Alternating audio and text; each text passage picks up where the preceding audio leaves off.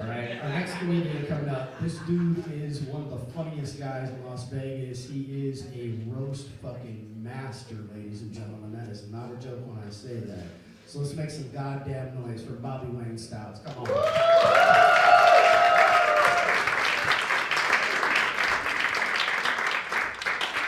Keep it going for TC, ladies and gentlemen. Oh no, get loud. He needs to be able to hear you while he's back there washing dishes. How y'all feeling tonight? Right on. I feel like a lot of y'all are staring at me trying to figure out what the fuck your mechanic's doing here right now. Definitely got that vibe. You guys sounded like you was having fun. Do you see me just clapping your hands? Yeah. Then I got up here and you was like, shit, this is going to be expensive. I don't even know what a cabin air filter is, but I need it. Apparently, rats still living. Hey, I like to gauge who I'm messing around with, and I want to see how dirty-minded you guys are. Real quick, clap your hands. Round of applause. Clap your hands if you have never been in an orgy. Clap your hands if you've never been in an orgy. That's what it sounds like. You bunch of losers ought to try it sometime.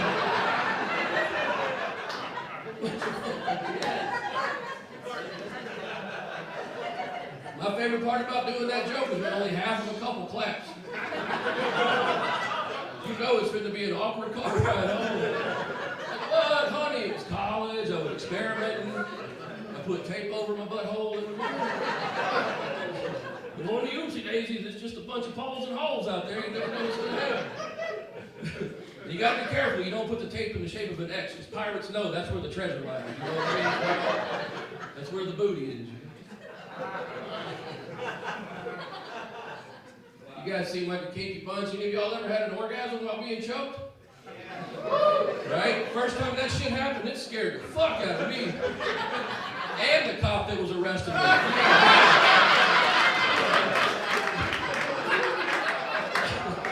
He was like, get in the car. I was like, yes, daddy. I mean, officer.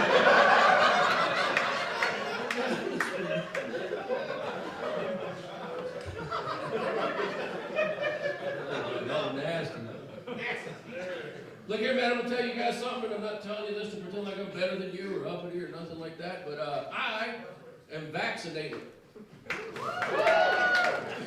I'm not bragging, I'm just not one to turn down free drugs. I feel like if the government's going to start handing them out, man, we should start playing along. You know what I mean? These anti-vaxxers are fucking it up. If they would have played along, we're like 2 years away from medicinal cocaine, but no.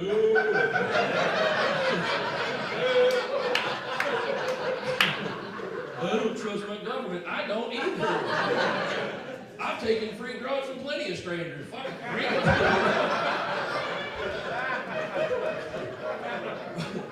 Just because it's a stranger that I have to pay taxes to, I actually feel like I'm getting a return. You know what I mean? If I'm paying taxes and the government's like, here's your monthly coke allowance, you're like, fuck yeah, I'm headed back. Job number 4, here I go. Yeah. All right, let's get it out. Fair sounding yes. Did you just answer the orgy question? Which one? All of them. All right. Here's a dude that likes to get choked while he's doing coke. That's what I'm talking about. Whoa. Now grab your Look here, man. The pandemic thing was weird as hell, right? Like, for 2 years, we were put on restriction. And all of us just sat at home, eating and gaining weight. And then one day, they were like, you know what? Our bad, you're free.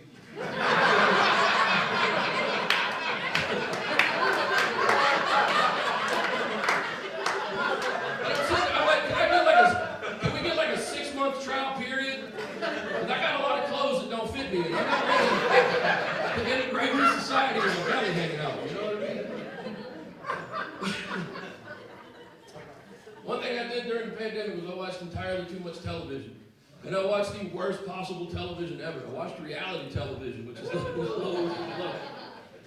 I found myself watching TV shows that made me feel better about my life. Right? One of them was a show called My 600 Pound Life. Boy, I would sit there and judge them.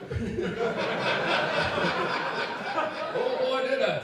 I was sitting there eating my personal pan pizza, which is a large when you're depressed.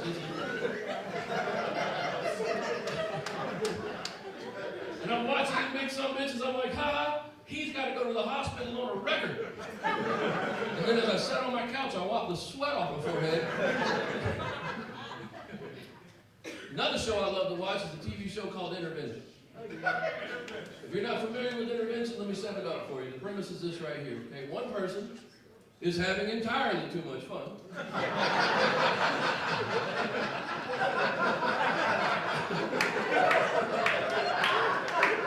And his 5 most boring friends try to put that shit to a stop.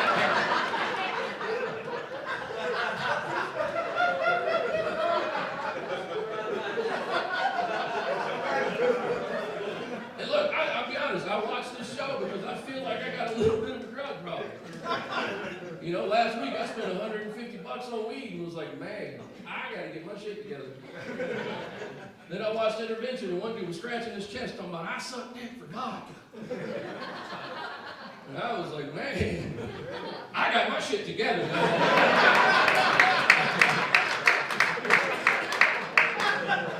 Turns out I've been doing addiction all wrong. I could have saved myself $150. But they're paying for it like a sucker.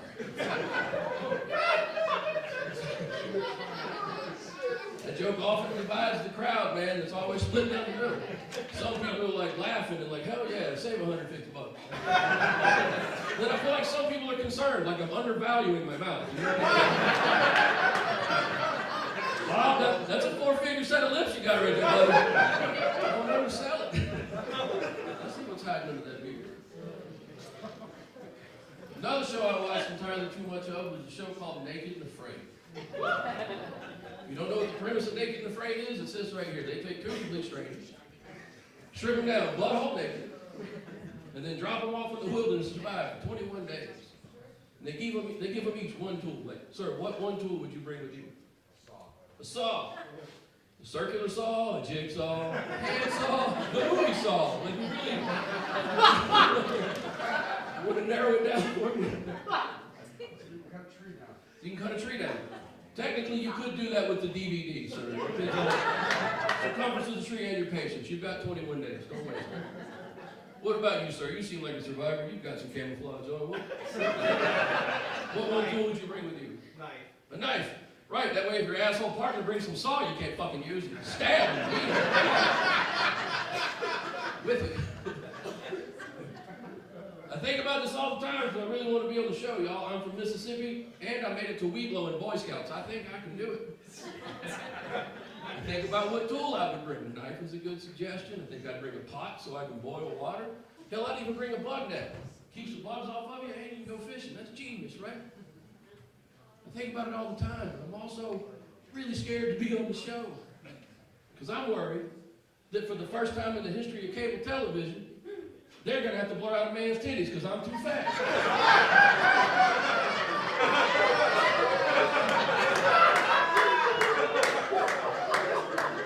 All because I violate some shoulder to nipple ratio I didn't know. Now the FCC's like, that's more than 4 inches. We got to put some pictures on that titty. Man, right? And what makes it twice as embarrassing, my belly hangs below if they wouldn't have to blur out my dick, you know? So it's... I think the one tool I would bring would be a t-shirt. I think that's a good thing.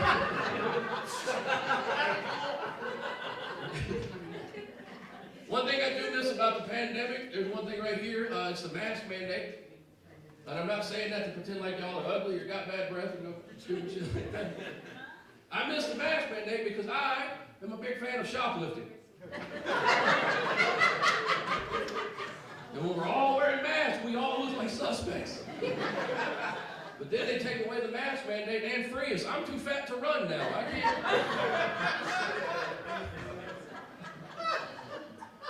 Look here, man. I'm going to tell you guys the same thing I told my children. You never, ever steal from the little guy.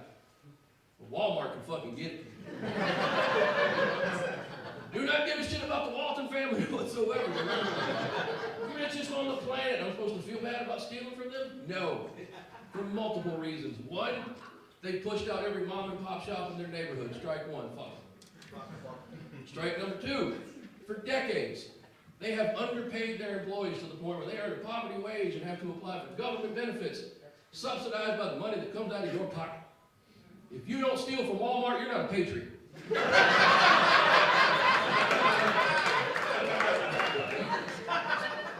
If you refuse to steal from Walmart, you need to march right up to that parking lot, walk right up to your F-350 and take the nuts off the bumper.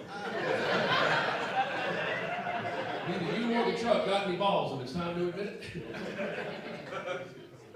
Another reason I don't feel bad about stealing from Walmart is this reason right here. The other day I walked in to buy the ingredients to make a salad, which I know is the least believable part of this story.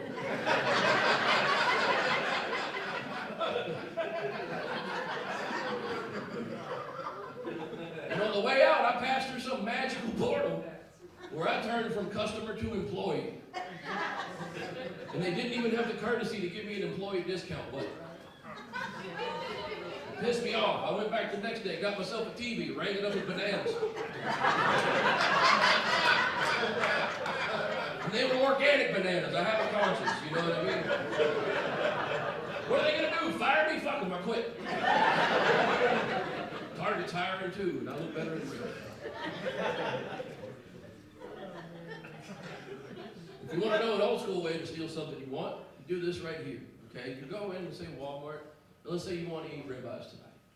You go back to that butcher department, you find yourself the nicest, juiciest ribeyes you can find. Put them in the bottom of your cart. Walk right over to the dog food aisle. Get yourself a 50-pound bag of dog food. All right, comrade, I see you. You take that 50-pound bag of dog food, you put it on top of them steaks with the barcode up. Why do you do that? Because the person making the working the register is making minimum wage. Ain't nobody making $10 an hour picking up shit over 15 pounds. You and Fido both finna eat good tonight. I did that joke one time and the guy in the back yelled out, "I ain't got a dog! I don't give a shit!" All right, it's the premise of what we're doing. I ain't got a dog, you asshole. Okay, here's what you do. You ain't got a dog, here's what you do. You like to eat steaks, get yourself some steaks, steal the steaks, buy the dog food on the way home, drop that dog food off at the ASPCA, now you're Robin Hood.